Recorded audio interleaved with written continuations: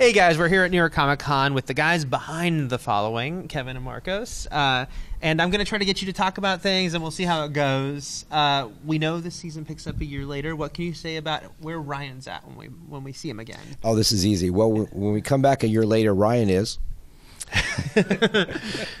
Ryan is hopeful. Mm-hmm. Ryan is a new Ryan Hardy. He's looking at life differently. He's in shape. He's not drinking, and I think he's making a real effort to move forward.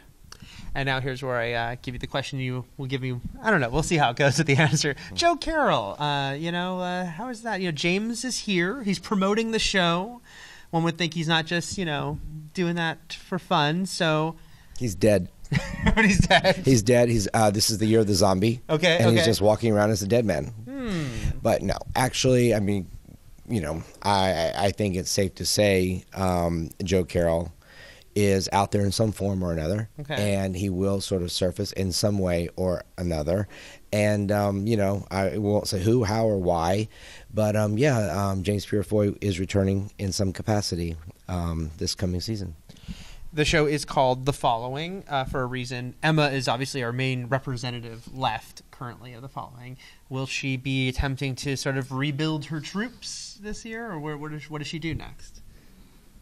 I think she finds herself a little lost. She's still sort of reeling from the past year, and she's hiding. If you think about it, she can't go anywhere. She's been on the news, so she has to spend her days undercover, of darkness, and probably changing her hair and changing her look. And when we catch up to her, she's still sort of in that place. Mm-hmm. Yeah, and if you have watched the show and from last year, you realize there were I think we set up there were 35, 37 members of the Havenport cult many of them were caught, many of them were killed, and there were still a lot out there. There's like 7 or 8 of them out there, and so there are some stray followers that the FBI has spent a year sort of hunting down and capturing. They've gotten most of them, but there's still a few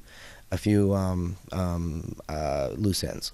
So Ryan is hopeful when we pick up with him again, but sort of, what can you say about what will draw him in initially into some sort of new case or some sort of new killer? Well, it's 1 year later. It's a new book has come out regarding last year's events. It's the anniversary of Joe Carroll's death, and so it's sort of the week of, and this book has been launched about the Havenport tragedy, and there's a sort of some new psychopaths in town who, it's interesting. All the things that happened last year with all the psychosis that was floating about, it actually lured in a few other psychopaths who have come with sort of a new story and a new agenda and a new sort of whole new take on what happened last year, and sort of stir things up. We're meeting Connie Nielsen's coming onto the show as a new love interest for Ryan. But this show being what it is, of course, it's hard not to be very suspicious of new people coming into Ryan's life. What can you say about her character, and should we trust her? Well, what's nice about Ryan is that Ryan has been known to over-identify with his victims, starting with Maggie Grace's character, Sarah Fuller, and also Claire, Natalie Z's character. And so here comes a woman with blonde hair and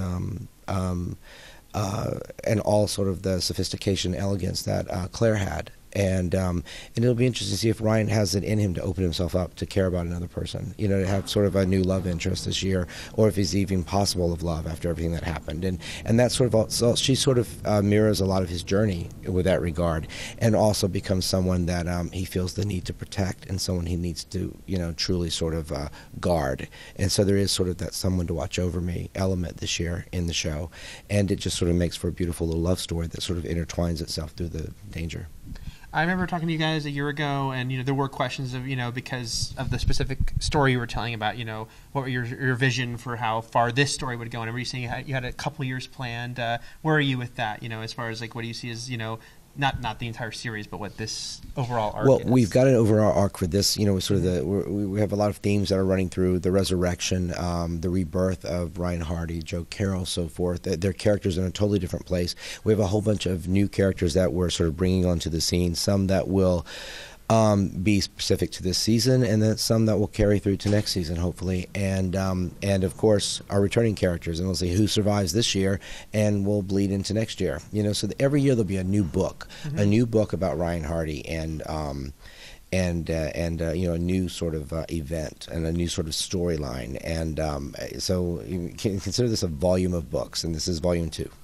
This is kind of a nice little golden age of horror TV. I feel there's a lot of really crazy, great stuff going on television. Does that make it interesting for you when you're directing this stuff to up the ante to sort of outdo not only your own show but the other shows out there as far as like these kind of cool, creepy scenarios? I don't think we set out to outdo, but when I say this a lot, Kevin makes me a better director because he challenges me when he writes something to how can we make this special? How can we take this moment that we may have seen, this scare moment seen 100 times, and make it feel fresh? And it's tough. It's not easy to do, but I don't think we set out with any sort of agenda. It just it's in the story, and the story kind of lends itself to that sort of great cinematic quality, and that's what we do. We want to make sure that we tell a compelling story, and that it's emotional, and it's thrilling, and it's scary, and it's all those things that we love to do.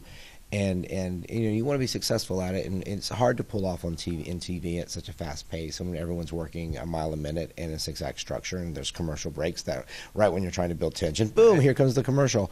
So it really, it's a very difficult challenge, but it's fun, it's exciting, and in terms of trying, I don't know if we want to outdo ourselves or anyone. We just want to be the best that we can be, and we want to make sure that we deliver. And so we just work really hard to try to make, just like I say, challenge ourselves to make it better each week. Thanks a lot, guys. Oh, sure. Following Thank you. returning in Thank January. you. Thanks.